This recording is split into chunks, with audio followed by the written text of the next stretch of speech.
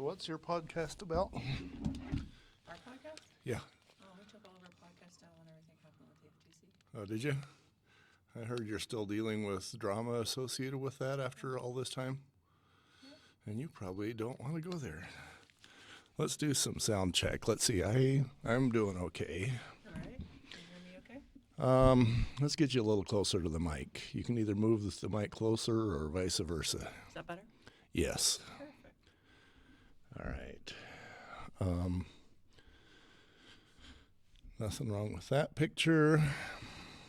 Which one do you like better? That one or that one? Probably the other one. I don't know. This one? I like the color tones in this one better. They're warmer. Isn't it funny? Yeah. The color tones can be that much different, and they always have been. I'm dealing with back stuff. I've got something in the middle of my back there. It's just a muscle that's just going crazy. So, See, Robert. yeah, Robert fixes everything. that is true. He does.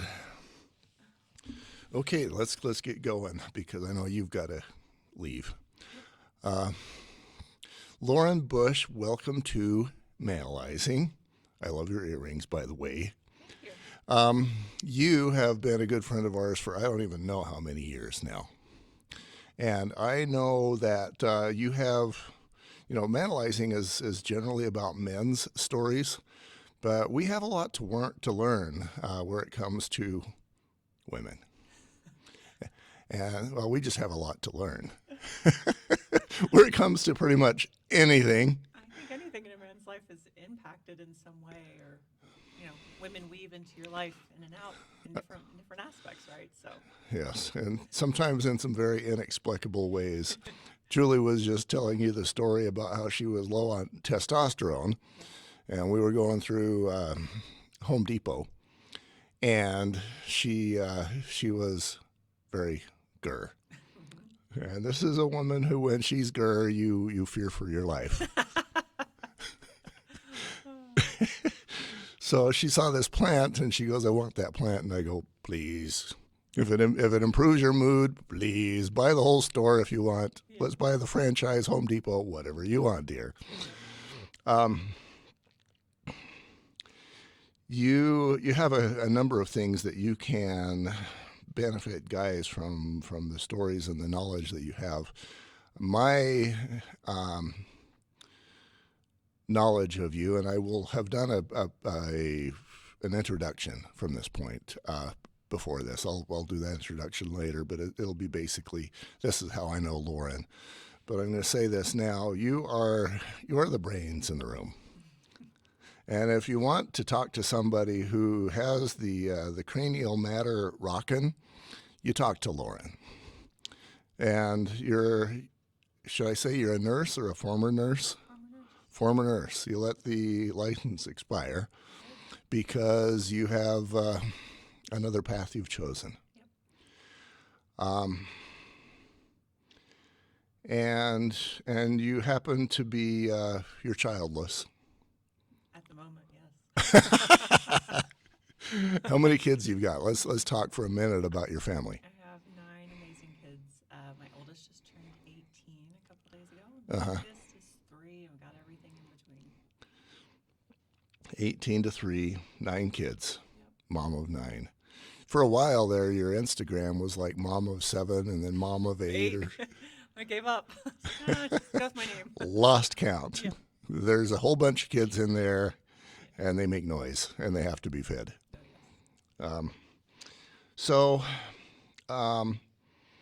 What would you say? And you grew up in Delaware? So part of my childhood in Delaware, part in Florida, and back to Delaware. So between the 2 states. What's your favorite place of the two? Oh, I have different favorites for different reasons. I love Florida. I love the beach. I love the sun. I also like having 4 seasons. Having palm trees at Christmas time is just definitely not the same. Oh, I could totally do palm trees at Christmas time. I want the pine trees. I want the snow. I like the different experiences. So different reasons to love both places. And what's your favorite thing to do when you've got time on your hands? If I told you you had a week and I gave you an unlimited budget, what would you do with that time? Something with my kids.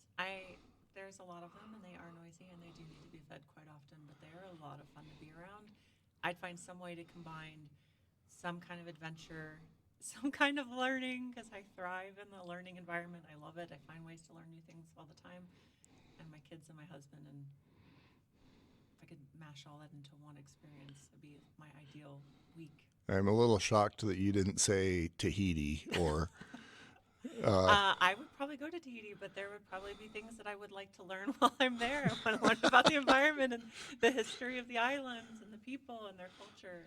mm-hmm. I just like information. You like it. So a vacation for you could be someplace where you just have some time on your hands and you get to, would it be a library? Is it time on the internet studying? Is it a book? I mean, I like listening to my books. I used to have more time to actually sit and read and hold a book. I think that that's still my favorite experience. But for the sake of time, listening while I'm multitasking definitely fits in my While you're schedule a lot doing, better. And I don't know about a library. I actually really love conversing and learning from people. I think there's a difference between information written in a book and people sharing that information applied to experience. And I think that I absorb that and I retain it better when I have it applied to some kind of life experience a little better. so you would rather learn from a person who has experiences Yeah. than learn from a book. Yes. This does not surprise me. I mean, that's something I don't go on the internet and read things. Like I do research a lot of things on the internet, but even then I'll look for like the piece of information, but then I want to see how it's applied. I don't want to just see it as a fact. I need to see how it integrates or impacts someone's life experience better, and that for me, it's like a filter that I like to place on things. Factoids are not interesting. I've always watched Jeopardy with kind of a skewbald eye. I was like, why would somebody need to know what is being asked and answered here? These are facts, but they're completely useless. Flashcards are not my thing. And I'm like, why would somebody A, learn this, and B, be interested in hearing somebody else spout useless information? Absolutely. So that's not your thing. And if it's learning from the foibles and travails of other people, who's your favorite person to learn from? What was one of your favorite stories? Oh, you know, again, I have a hard time just choosing one. I think that there are, for example, one of my favorite stories that I love to share is about my Uncle Jeff. Mm-hmm. And this isn't, again, most people are like, oh, this really smart person who's been through these great things. My uncle actually struggled with addiction throughout his life. And I remember as a teenager, my now husband, my boyfriend, and I at the time, we would actually go down and we would pick him up off the streets of Baltimore. We would bring him back home, and he'd stay for us a couple days in between his methadone treatments. And I remember him, um, I remember this one time sitting in a room with him, and he just kind of went blank, and he like passed out mid sentence. And I remember this thought inside my head going, sorry, I'm gonna cry just because Crying is perfectly allowed on it's a this bad show. thing to think about family, but I remember being embarrassed. I remember being like slightly disgusted. And I'm like, how'd you do this to yourself? Like, do you need a camera? Like, do you need to see like what drugs have turned you into? Like, why did you choose this path? Because in his heart, he was one of the most caring, loving, passionate people.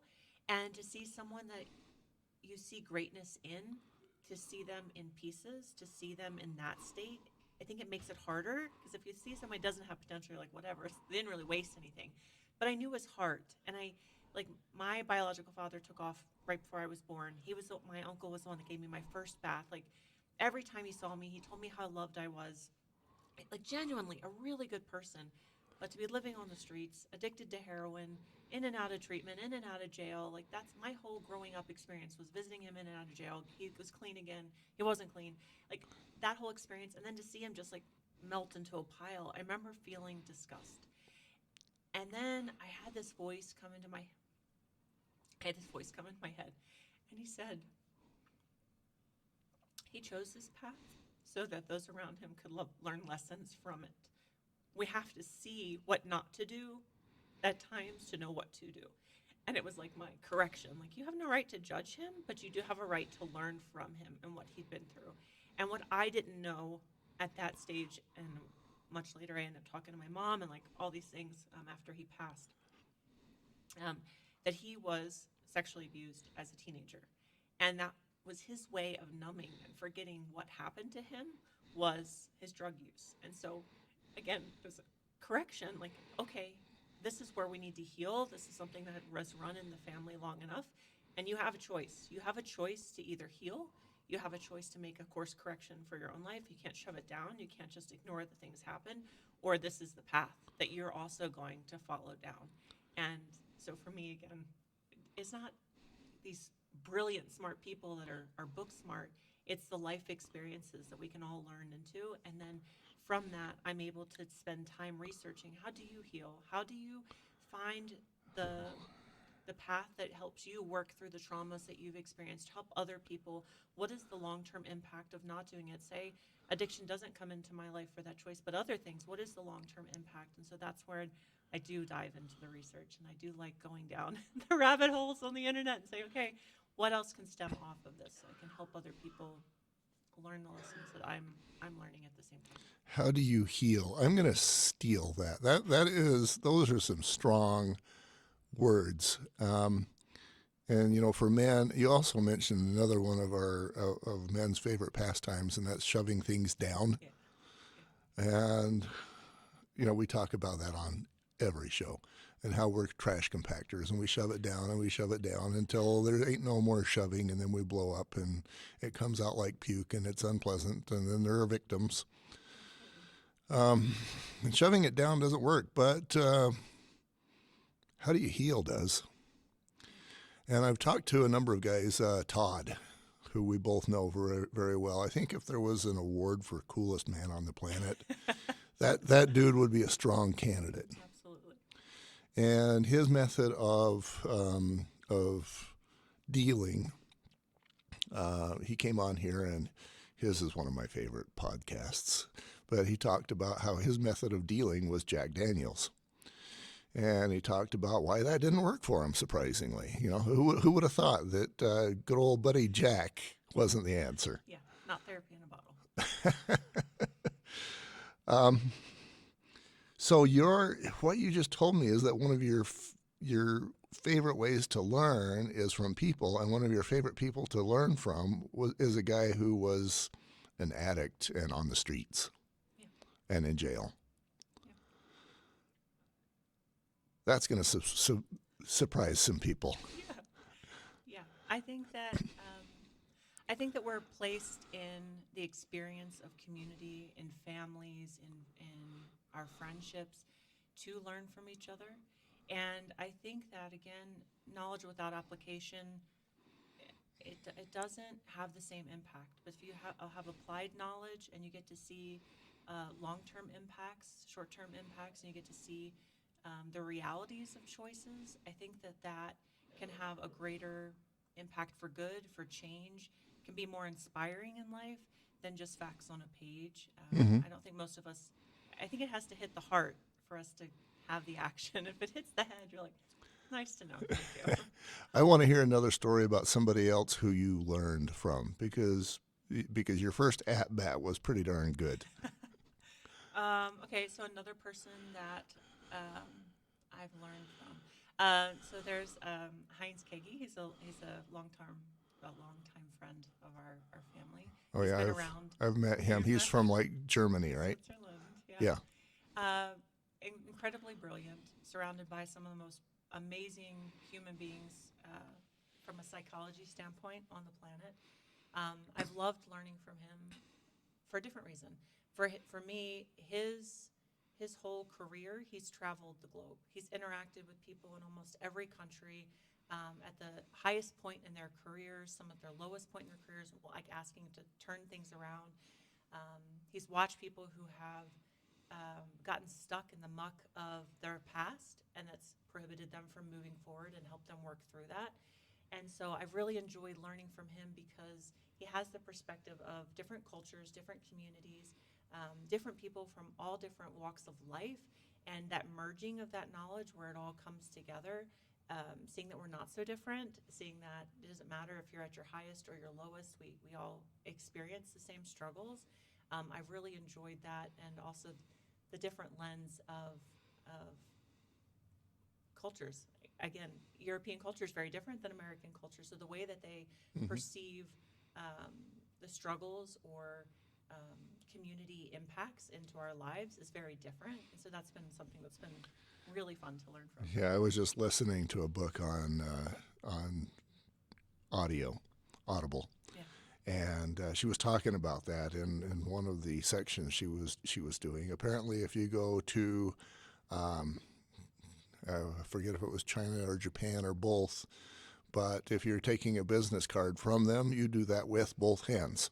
Oh wow. And if you're getting off the plane, they're going to be in suits. You better be in a suit. Yeah. And at the same time, if you're dealing with someone from the Middle East, they're not going to do anything with both hands because the left hand apparently is dirty. It's less than. And so I find that fascinating and mind-boggling. And yeah, I don't do that, and there's probably good reason for that. Such a simple guy that I'm like, this has always worked for me for the last 1,000 years. Yep. You said something like, we're all the same. I'm going to say that some of our experiences are different. The pain that we feel is perhaps similar. Absolutely. For example, and I've not mentioned this on a podcast before, but I went through, it's called Great Life. It's one of those self-help courses that lasts for a few weeks. And I had my own insecurities. I was sure that people didn't want me there and that I was a somewhat-ish welcome person in the room. And so we were talking about that and trying to get to the one insult that cut the most. And for me, after some exploration, I remembered my mom calling me that damn kid. And, my mom was an angel, except for when I was that damn kid. And I was like, she could at least remember my name. And so for the rest of the exercise, people referred to me as that damn kid. And it kind of worked because it's really hard to hurt my feelings anymore because I've been to the bottom and survived that. Still, it hurt. There was a day when that really hurt. What sort of pain are you dealing with or have you dealt with? Well, like I mentioned, my uncle's story. So sexual abuse actually runs in my family. I'm not sure that I have a single family member from the generation prior to me that didn't experience it on some level, and sadly, it's worked its way into current generations. So that's probably been a huge focus of mine. Is why is that become so prevalent? So it's the statistics right now are 1 in 4 girls will be sexually abused. Most often as a child, it's usually under the age of 18, and 1 in 13 men. So statistics aren't so great for men either. So it's something that's very prevalent in our society in America. It's actually 1 in 3 globally, so it's worse outside of American culture, but in our culture, it's very prevalent and at very young ages, and it's I think 80% of the time it's a close family member or friend. So it's something that has impacted multiple people that I really love and care about. Something that's impacted me personally. Something I have 4 daughters. I have 5 sons. It's statistics that I would like to change to be able to battle against. And I think that the best way that I can learn or become passionate about is it was something since I experienced it. I know the damage it causes. I know the pain that it causes. And so because of that, it makes me a better protector of my children. But also, I don't want my kids to live in a bubble. I want my kids to experience life, maybe not to experience the same trauma that I have experienced, but I want them to get out in the world. I totally don't want to. They need different trauma than that. I prefer different experience. Yeah, let's have a little different learning moment, please. We don't need to pass this on any further. Whatever we haven't learned so far, I'd like my kids to learn it without the experience of it. Yeah, and Todd again talks about that in his thing about how to protect your family. We did a separate podcast with him about back in the day about how to protect your family from being sexually trafficked or human trafficked. Yeah. But it's, you know, I can't begin to guess how much that must invade your life. And I think, even the statistics that you provided are probably way low. Oh, it's highly underreported. Yeah, Highly underreported. because how many people report that? And if there's that many people that report that, yeah. So, for example, in college, I had a few girlfriends because once they got to know me, they dumped me. That's what I decided. But I had a few that I got close enough to find out, whether they'd been sexually assaulted. Every one of them. Yeah. And yeah, that's frightening. Mine wasn't reported. My generations before me, nobody. It was never reported. And I think even now, I mean, they're working to change the laws on statute of limitations, but even statute of limitations, when you know that reporting it by the time that you feel like you can face it, Uh huh. but what comes out of that? And if nothing can come out of it, what's the point about bringing that up? What's the point about facing that damage yet again and digging uncovering something that's been rotting and molding in the ground? Like, you don't want to uncover it again because nothing's going to, in your mind, nothing's going to happen. Nothing better becomes of it. So it's better to just leave it where it lies. The damage happened there. Let's not revisit that moment and then dig it back out of the earth, right? So yeah, I agree. It's highly underreported, and statistics are alarming enough with what the report rate is. Now that you mention, let's not revisit it and dig it up and it's moldy and let's let it stay moldy. Do you want to revisit it and unmold it? Yes. So I don't think that the details Mm-hmm. matter. I think that what I'd love to focus on is I'd like to draw or create a better picture of what the impact is, Right. especially because with the statistics of 1 in 4 girls, the likelihood that any man listening to this podcast is going to have a woman in their life that they love and they care very much about that has been down this path, having a better understanding of how to support her or what she's going through. I was just, in my head picturing like for my husband, if I were to just look at him and his 4 daughters, the statistics is that one of his 4 daughters will have to go through. So as a father, he needs to understand this so he can support his daughter. So even as big and as scary and as protective as he is, the statistics are one of our 4 daughters will experience it, right? If you don't have 4 daughters, Or two. or two, yeah, or more, right? Or three. If you Yeah. go for the reporting, right, the underreporting, right? If you don't have 4 daughters, what's the likelihood between your mom, your grandmother, an aunt, and a coworker? Like, people that you interact with on a daily basis have experienced this type of trauma, and it's going to impact them and their relationship and their interactions with you, consciously or subconsciously. It's just going to come out. So I think the important part is I would just like to paint the picture of what that looks like Right. throughout the lifespan, right? Let's do that. So my first the first time that I was assaulted was when I was 12 years old. At the time, it was somebody very close to me. It was somebody that everybody thought, no, this could never happen. In fact, to the point when I came forward and I told, I was laughed at. Like, literally, like, there's no way. You totally misunderstood. Must have been a bad dream. And so that was a secondary trauma of like, I already didn't understand what was happening. I knew something bad was happening because of how I felt inside, but I didn't know how to word it. I either worded it incorrectly or I just totally misinterpreted what just happened as something.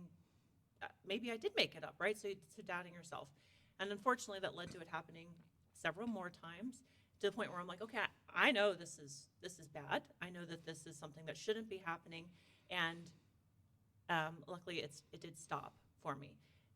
And I got to the point because I had been not believed that it wasn't worth discussing again. It wasn't worth talking about to the point where I buried it. And it wasn't even like a thought in the back of my mind. I could interact with this person without that even like coming to mind. It was like, oh yeah, it never happened. Obviously, like I just misunderstand what was happening, right?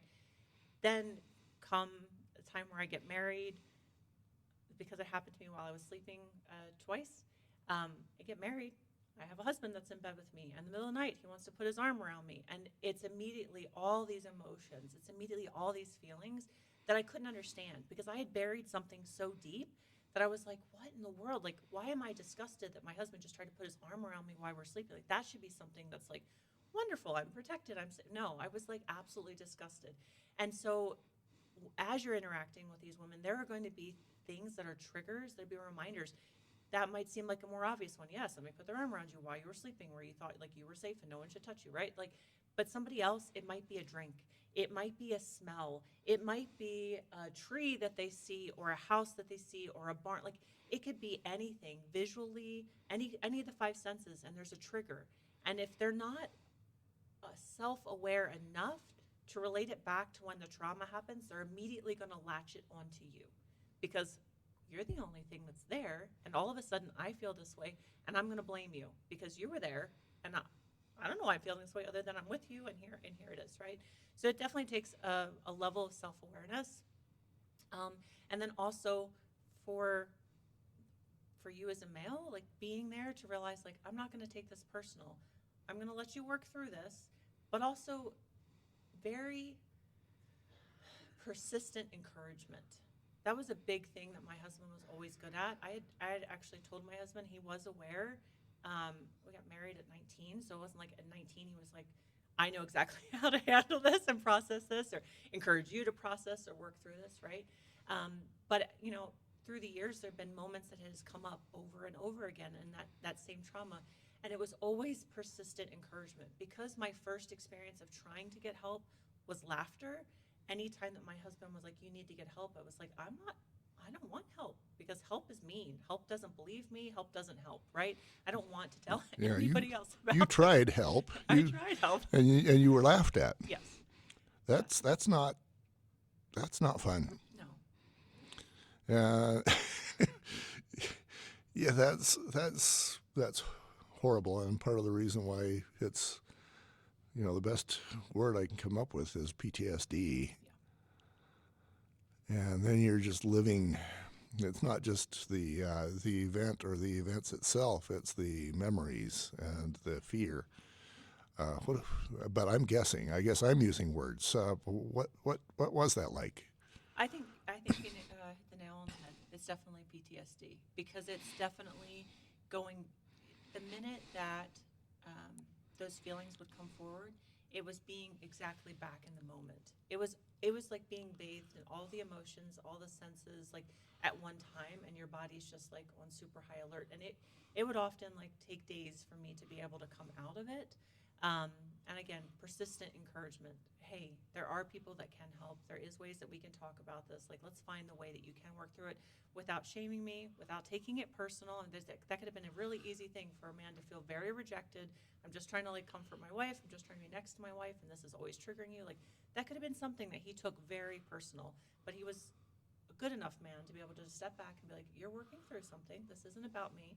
It's about your experience, and I'm here to love you through it. Okay, so what I want to do now is, given your expertise in so many categories, is I want to take some scenarios and have you walk us through. I want to have one scenario where it's like, okay, now I'm married to a woman who has been abused, and the PTSD shows up at random moments. The next one is going to be, I'm the dad, and my daughter just got abused, and then we'll go from there. Okay. So let's do that first one. How do you feel about that? I love it. I love working through scenarios. So for me, what I found worked really well for me is because my first cry for help was rejected by somebody externally. The idea of going back and asking for help outside was petrifying to me. That was another trauma that I had to deal with, right? So it was one of the great things that John has always done is he also likes to find resources. Who can we talk to? Where can we find the help? And I actually found a lot of help in books. So there's a lot of audible books that work on like mindset, family genealogy, and trauma that travels that way.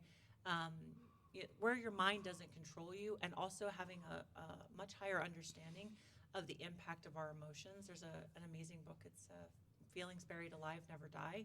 We always think that time heals all wounds. No, No, it amplifies them. No, yeah, Yes, because now we have other life experiences that kind of latched onto him. It just becomes this heavier weight of anchors dragging behind. Yeah, and we all have our demons, and especially, I'm going to say especially for me, but I don't know if that's true.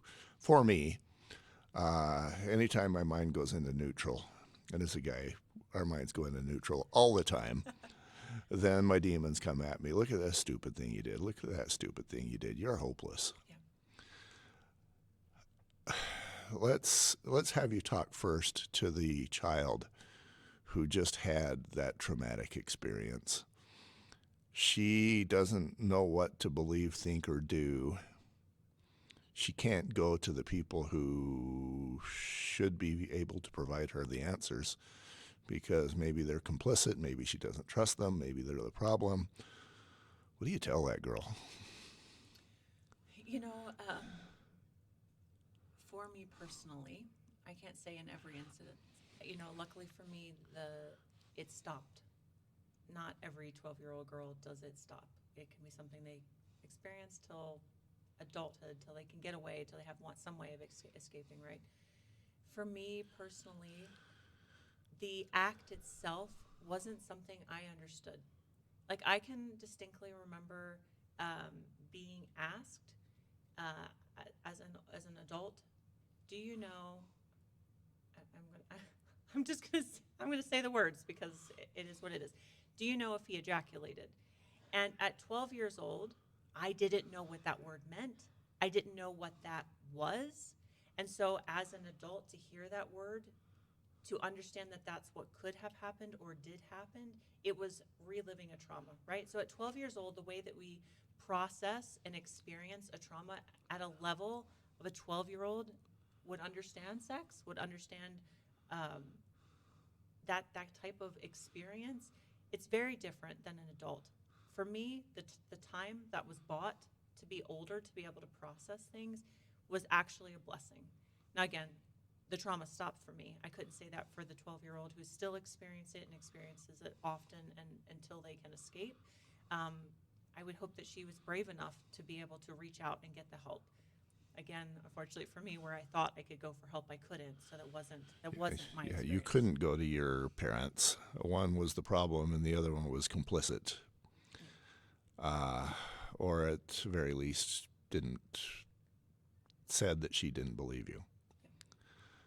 Yeah. Uh, so now, the current day, Lauren, you're running into that 12-year-old. She's coming to you, tears in her eyes. Help me.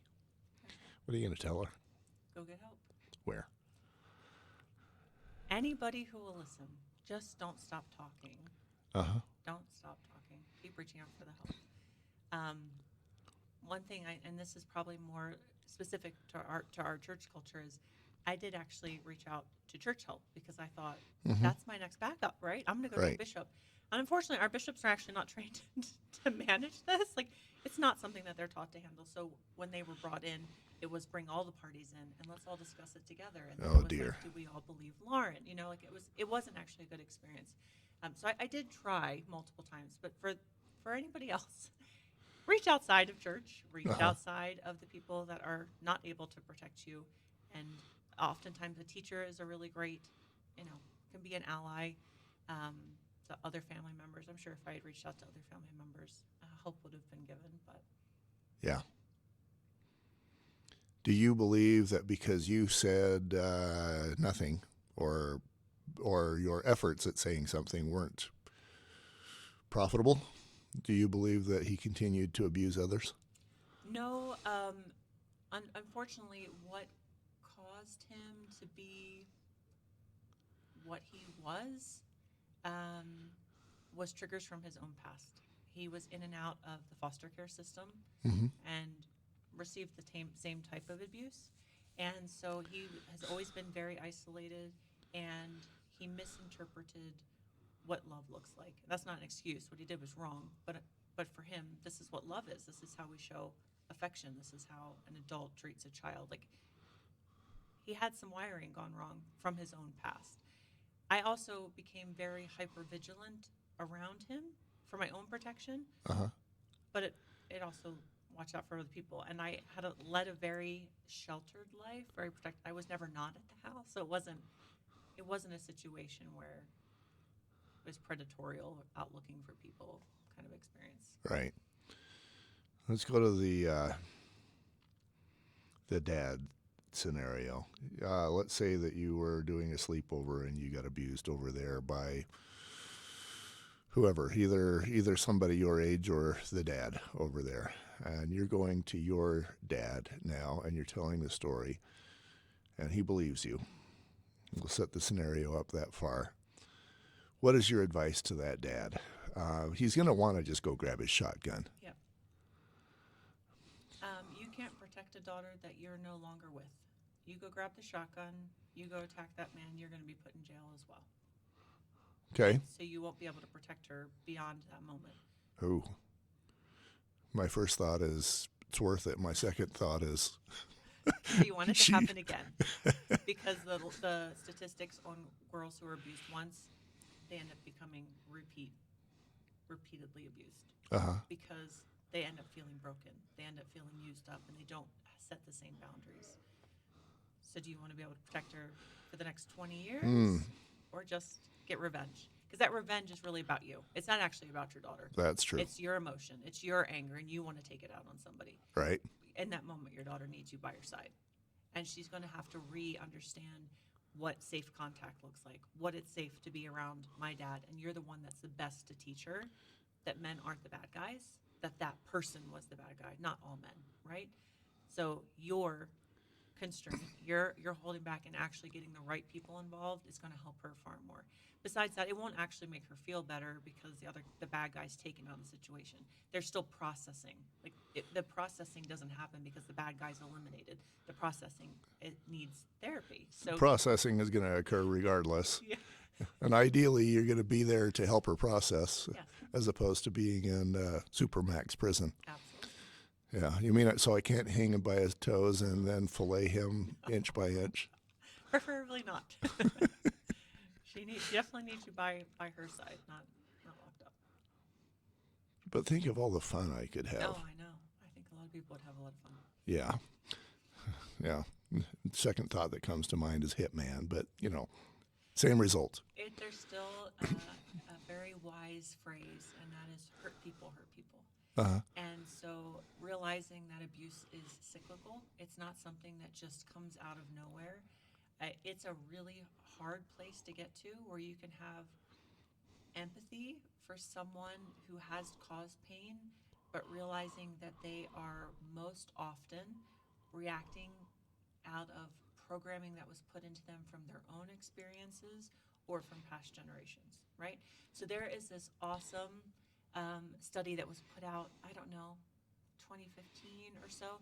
They did this experiment with mice. And what they did was they sprayed the smell of a cherry blossom into the mice's cage, and then they shocked the wiring of the floor for the mice. And so the mice ended up learning, anytime I smell cherry blossom, I know pain is coming. They were prepared for this response, right? Then they bred those mice. And the next generation, if they smelled cherry blossom, immediately had a PTSD response. Their bodies were programmed to know cherry blossom is pain. They found that for at least 3 generations, that same programming happened. So 3 generations of mice later smelled cherry blossom, PTSD response. Now, I've had children since my trauma. And all of my children, not just my daughters, all 9 children now have the programming for a trauma response. Oh, man.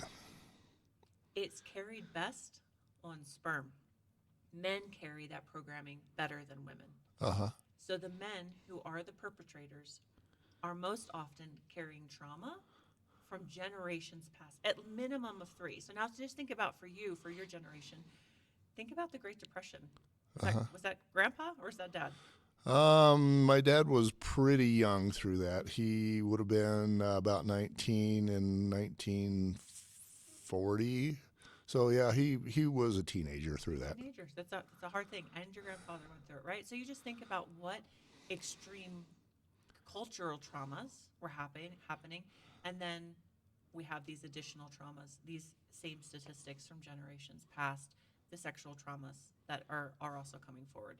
So we have that, right? There's programming that a lot of us don't even realize that we have, that we've been dealing with, that cause us to react or act in all the wrong ways, and we're like, I don't even know why, and nobody's talked about, like you said, underreported, right? This is an underreported thing. My grandmother didn't report it. My mom didn't report it. My great grandmother didn't report it. In fact, she ran a brothel out of her house. Like, she was the reason it happened to her daughters, right? So like, Oh, there's like massive trauma and programming that's been done on a genetic level that people aren't even aware of, and then they're like, I don't even know what I'm doing. Like, why did I do that? Like, I can't even explain. There's a lot of people that like the programming has been set. And again, it's not an excuse. It doesn't make it right, but at least having enough empathy to be like, something is wrong with you. You also need help. Like, you need some therapy as well, right? yeah, let's go that direction. Now you're talking to a man who is like, I have already raped somebody who was a child. I know it's wrong. I hate myself. I know I'm going to want to do it again next week. Help me. You get help. Where, how? I mean, there is therapists that specialize in this. There's a lot of chemical castration options so that the urges aren't even there. I don't really know what the full rehab for someone in that instance is. Uh huh.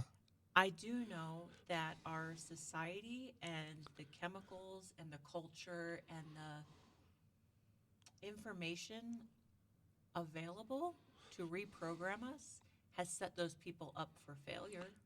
So chemical castration would work. I'm not sure how far, what the results are of chemical castration. You have no libido. You have None. no drive. You're a zombie. Yes, You're a drone. you're a eunuch.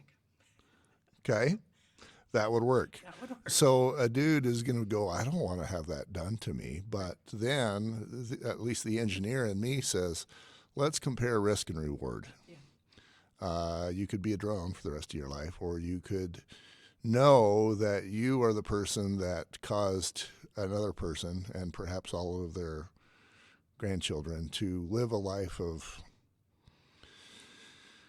what's the word? Depression? Hell. Well, let's go with hell. Yeah. And so you're going to trade that castration for someone else's hell and also your own. I mean, hurt people, right? So they're living in their own form of hell. If they're really understanding the damage that they're causing, Uh huh. they're living in their own form of hell and hurt people, hurt other people, right? Right. So unless we all start getting the help and start understanding the programming that's already built into us and what that damage is doing, it's just cycles of hurt and pain repeating themselves. Yeah. Now, what about the guy who goes, well, if everybody's doing it, then I'm another drop in the ocean. So why the heck not? What's your response? Well, I mean, I feel like one person's impact, it's like you said, it's far-reaching. Do we understand that it is causing generations of damage? Uh huh. And I think that the better that we communicate that, I think the better that people learn that they realize that they're not a drop in the ocean. I mean, we have ripple effects for every decision we make. Whatever you ate for breakfast has ripple effects. You know what I mean? So think about how far larger the ripple is when we have something like sexual assault that we've done to someone. That ripple effect is far greater. So I don't know that it's so much a ripple, not realizing that we have an impact.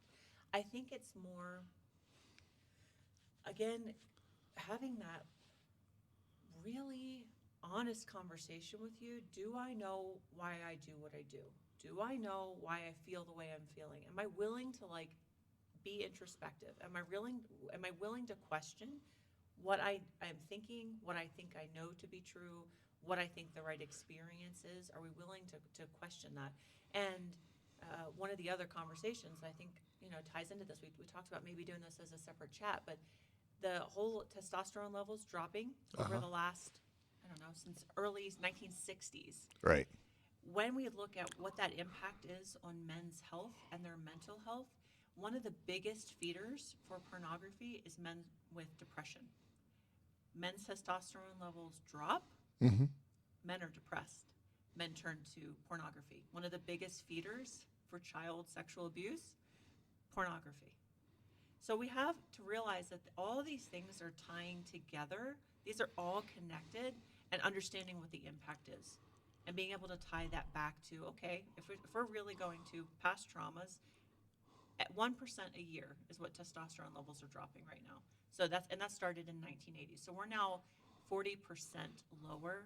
A man at 50 right now, their Ouch. testosterone levels are 40% lower than men in 1980. Depression, it impacts so many aspects of health, but like you just take away a man's drive for life and things aren't going to fire right in the brain. And I think that so many times we look at hormones as like this singular chemical construct. It just has this one action, it just has this one purpose. Hormones control your brain. It controls the way it fires. It controls the way you think. Talk to any woman who's ever struggled with severe PMS. I'm sorry, I was just crazy when they come out of it, right? Like when we're in the middle of it, we're like, I don't know why I'm so angry. I don't know why I want to scream and yell, and like it's out of control emotion.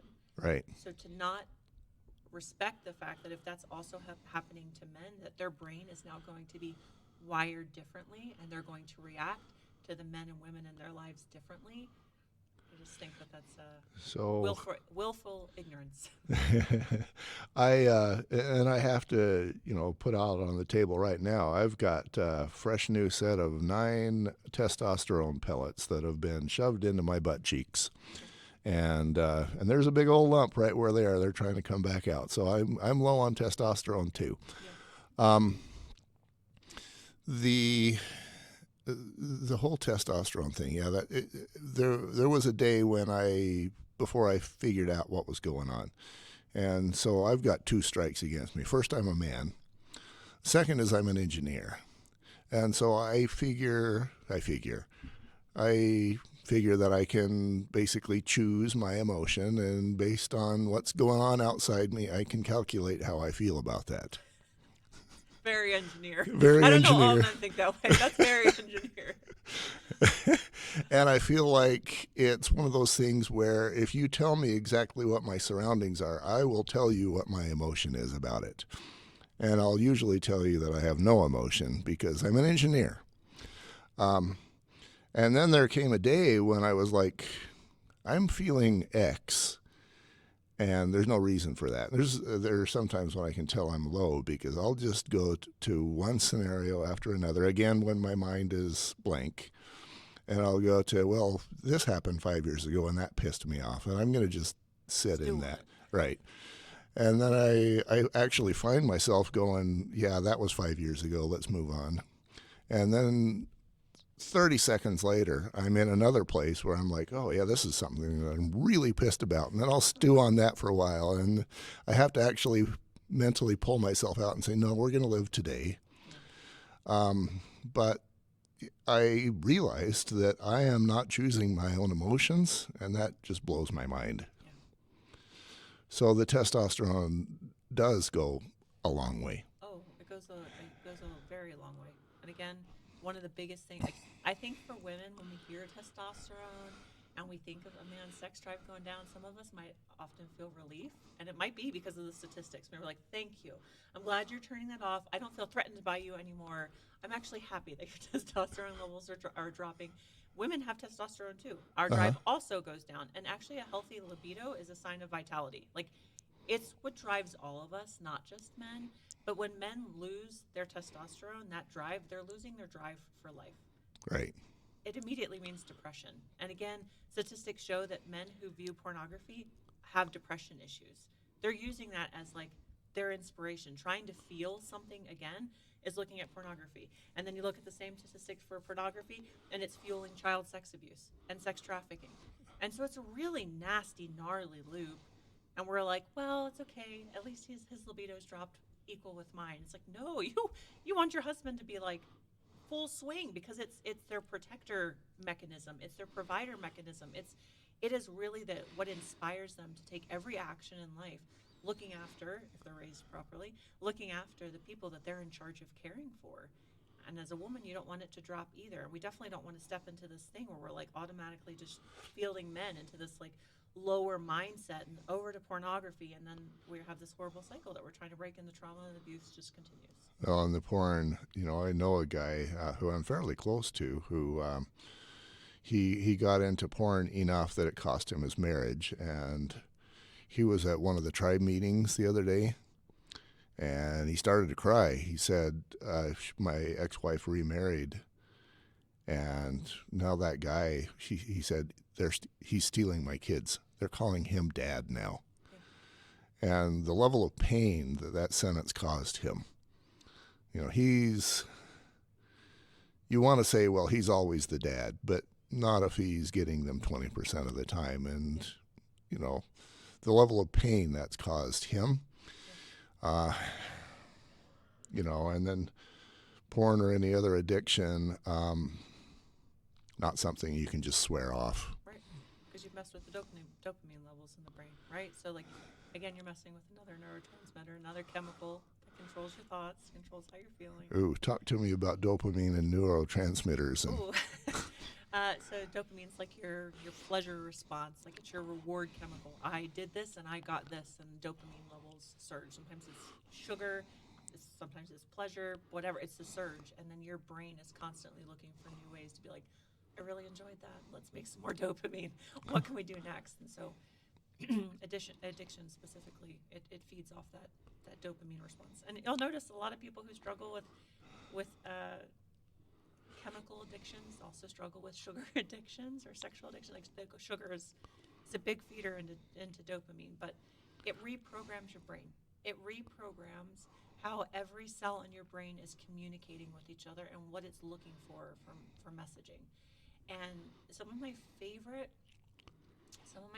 authors. So my favorite would probably be like Bruce Lipton, um, the power Bruce Lipton. I'm trying to remember what it is. The power. Oh, the biology of belief. Brilliant book, but it actually talks about how your thinking impacts your feeling, impacts your action, and how you have to reprogram the way you think so that your actions end up changing, right? But it all goes into your neurotransmitters. It's the chemicals, it's the hormones, it's everything that's communicating with your brain. So hormones and neurotransmitters work like a lock and key on your cells. And every cell has a very specific set of locks, so not every chemical in your body can communicate with every cell. But hormones and neurotransmitters, they have like their own, like they have a master key, like the skeleton key, like, right? They come in and they communicate. And the more that they have to communicate with each other in this specific way, dopamine surge, great. Dopamine surge. It's like a highway is formed. And then you got to work on breaking down that highway if you don't want to continue thinking that way or acting that way, because mm-hmm. a highway's been formed. Like the amount of demolition and destruction to break down a highway and be like, that was actually wrong. I should have been doing this, and you got to rebuild it a completely different way. It's a lot of work, but it's not impossible. You can break down a highway. You can reroute roads. We do it all the time. And his book is all about how you do it in your brain. And what's the name of that book again? Bruce Lipton. It's called The Biology of Belief. I'm gonna have to do that one. It's brilliant. I mean, it goes into like one of my favorite things I learned from his book, which totally applies here. I should have thought about it earlier. Is he talks about World War II, and he talks about how we had this generation where the men went off to war, and the women no longer were just the stay-at-home mom. Now they had to be provider and mom. Right. Then the husbands come back home, and the husbands are broken because war is horrid. Right. They saw horrible things. They come home, and the wife said, I just provided for our kids without you. I just cared for our kids without you. You came home with problems. You're not actually able to support us. I still have to work. I still have to care for the kids, and now I have to care for you. I'd rather not have you around because it's one more job to do versus I'm so happy my husband came home safe. And it was a generation unprepared for that situation. Right. And not really dying to dive back into like the submissive role. No, I just earn money. I can do it without you. Like the beginning of the feminist movement, right? So generations of that, of like, I don't know how to deal with what I just saw, experienced, losing my friends, like all of this, and now my wife is able to do what I was supposed to be doing, what was my job, what is my role anymore, and how that's impacted generations. Yeah, I can see how a guy, and that's not just World War II. I think it's every war, but the woman gets a rhythm going, a routine, and he comes in and screws it all up, and there's some adjustment to be made there, and he's going to be going, I don't have a role or a value here. I don't have a meaning. And so then the next thing is, let's go see our friend Jack Daniels and see what he has to say about that. Absolutely. And then your dad dealt with that. Yeah, yeah. And then you have a kid and you're dealing with that trauma that you're like, I wasn't in the war, but you're still dealing with the DNA changes that happened because of your dad being off at war. And so you're dealing with baggage and you're like, didn't even live this baggage and I've got to deal with it. Yes, you got to work through and process it too. Because on a genetic level, the baggage was literally handed off and it was like, here, son, here you go. And if you don't deal with it, now you're handing grandpa's your baggage, and you're handing it down to your son. And you're like, here you go. Just a little bit more love, passing it your way. So you've somebody came to you and unloaded a 10-ton truck of baggage on you, Yeah. and you're still carrying all or some of that. Let's say you meet Lauren from planet Zerog, who also has your same baggage.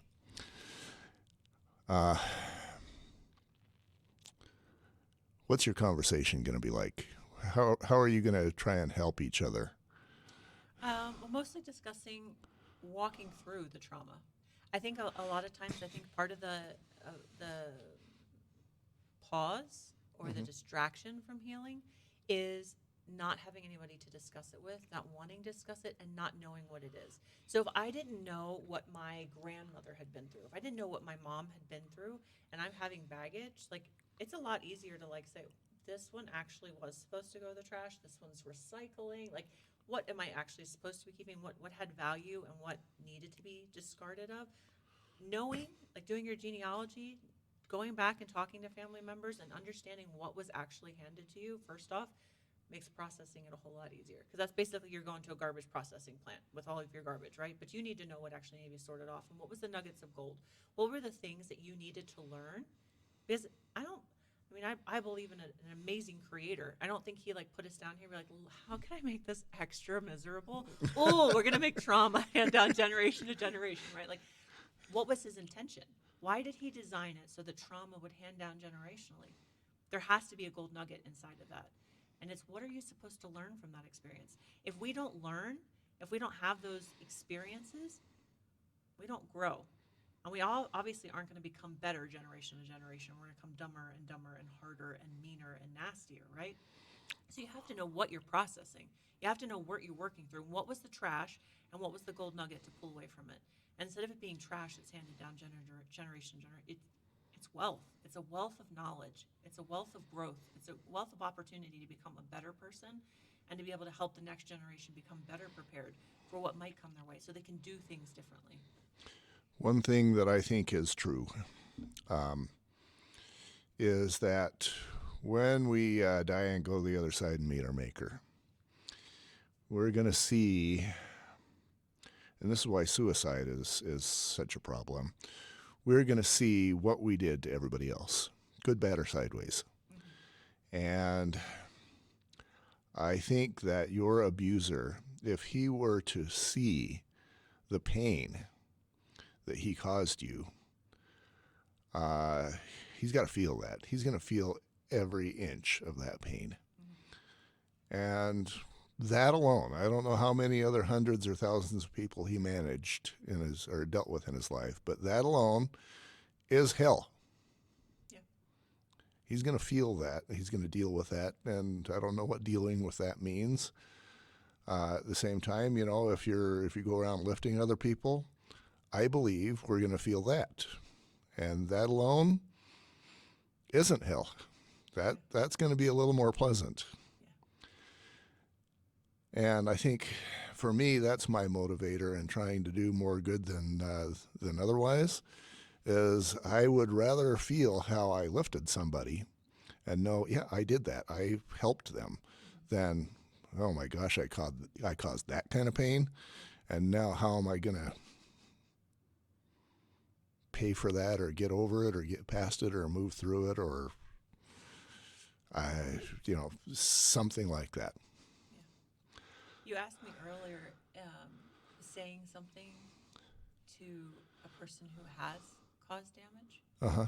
And I think that someone who realizes that they've done something wrong, I think the first reaction is always, how can I hide it? How can I make it go away? Like it's embarrassing. Like anytime anybody makes a mistake, like I trip on the sidewalk. I'm like, oh my gosh, I hope people didn't just see me like trip and fall over absolutely nothing, right? Like there is a sense of embarrassment when you understand something was wrong. And I think for most people, the automatic reaction is how do we hide it? How do we cover this up? Like that's embarrassing and I don't even know how to make it right. And I genuinely feel like unless someone has like the wiring is all wrong, I think Hmm. that that is a natural reaction to be like, oh, can we make it go away? Because I don't know why I did it. I feel bad. I don't know how to make it better. Like I don't know how to fix this. Like it's just something I want to cover We're up, going to right? pull out the old familiar trash compactor. Yeah. So I think to say to them, the bravery and the impact that you can have by allowing someone the proper steps of healing, allowing them the space and whatever resources they need to go through the healing process, that's how you actually make it go away. I did that to you. I can't take it away, but whatever you need from me, whether it's money or support or encouragement or whatever it is, I'll provide. Yeah, and the apology and genuinely meaning it. I think that like having to admit you're wrong, again, most of us find that very uncomfortable. Like, oh, you're right, I did that. I'm so sorry. Like it just doesn't always feel good. Like that's part of your process of making things right is that actual apology of meaning it. Not because you're like, I'm so sorry, please don't tell mom and dad. Like it's the actual like, I can't believe I caused that pain. Like I can't believe I did that. Like I don't know why. I don't know what's wrong with me, but I'm really sorry that I did it. I think that that apology is huge and I think that that allowance of letting someone go through the healing process is part of your own personal healing process Hmm. as a perpetrator of causing any kind of pain. I mean, it doesn't matter if it's sexual abuse or not. Like any kind of pain you inflict on someone else, you have to allow them whatever, however messy the healing process is for them. And, you know, one of the discussions that like I've had in my head multiple times, and I again, this might be more like Christian culture, but it's like when we forgive, we forget. And so that was put in my face many times. When you forgive somebody, you let Yeah. it go. Remember, just like Christ did, he forgets about it, right? I'm sorry. You don't get to control someone's healing process. And you don't get to demand that, like, I said I'm sorry. You said you forgive me. So it disappears right this second. That's actually not how healing works. Healing is onion layers. Like, there will be things in this life, no matter how much I work through this, that will uncover. It will be a little bit of pull off the scab because I'll Hmm. have a new reason to have to work through the healing process. And allowing someone that mess of like the healing process is messy. It's like there's pus coming out of the wound. My white blood cells are going and like fighting all the infection that's like it's not a pretty process. It doesn't like a skin healing doesn't just close up and go away. Allowing someone that space to have the messy healing is part of what's making this right. Yeah, it seems kind of selfish to think, okay, I enjoyed myself at your expense for 5 minutes. I apologize for 5 minutes. Now you've got 5 minutes to forgive me. Yes, Uh, it doesn't work that way. It might be 50 years. it might be 50 years. And a guy needs to understand that. And the other thought, I mentioned suicide. A lot of us, uh, and I had my suicidal months, um, where I thought that the world would be just fine without me. Um, and then my wife could marry somebody who was better suited for her, and he would be at least as good a father. And, my mom would feel bad, but whatever. That was my line of thinking at the time. Then I get to see the other side of suicide, the people who are just destroyed because somebody that they loved uh, killed himself. Mm-hmm. And I think that, again, that goes back to, I think the person who does that probably, I don't know, but I believe that that person has to feel the pain in all of those people who loved him. And that's hell. Yeah, I mean, if the Savior had to feel it all, why wouldn't you have to feel your own doings? That's true. He did it all. I don't think we get off scot free, though. No, no. So, um, what parting words would you have these guys know? What what does it feel like to be you? What did it do to you? How have you healed and tried to heal, and how many years has it taken you, and what's that process like? I think it'll take a lifetime of healing. And I think allowing a woman, I mean, again, statistic for men, 1 in 13, allowing yourself or allowing the woman in your life the time and the healing process, I think it takes a lot of patience. It takes a lot of love. Um, and again, getting yourself mentally in a space where you don't take the credit for it. Like, it's not, you can't fix this. You know, like a man's mind is like, I see a problem, I'm just gonna fix this for you, and it's gonna be all better. Exactly. You don't get that moment in this instance. It's not plumbing. But I Sorry. really, really want that answer. But being the person who is courageous and strong enough to say, I'm not going to take the reaction you're having right now personally. I know I didn't do this, Uh-huh. but I'm going to love you through it. I'm going to love you through the moments where you're sitting on the floor, a crying hot mess, a puddle of like tears and snot, and I'm going to love you even in that moment. That takes a really strong man to say, I'm going to love you even in your messiest moments, right? The words "don't cry" don't help. No, don't cry, or it's all better, or I'm uncomfortable when you are in tears. That's what that means. yeah, prepare yourself for being uncomfortable and being okay with being comfortable. Uncomfortable. Anytime that you're like uncomfortable and you're like, I want this to go away, I want to just fix it so she's all better and everything can just disappear, I want you to think about going to the gym. If you go to the gym and you lifted weights and you came home and the next day you didn't feel anything, did you do anything at the gym? You did. You wasted some energy because you should go and you should pump, and the next day you should be like, I am so sore, because then you know that those muscles got torn and ripped and it's going to be repaired and be bigger the next day, right? Like, you want to put in the heavy lifting work. Healing is heavy lifting, and loving someone through the healing process, very heavy lifting. Be okay with the uncomfortable space. And again, it's that consistent encouragement to heal. And one of the great things that my husband has always done for me, and I have to give him full credit for this, is there have been moments that trauma has come back to rear its ugly head for me, and I wasn't in a space to realize what it was. And so I'm attributing it to my current situation, and I'm like, it's because of this, this, this, this.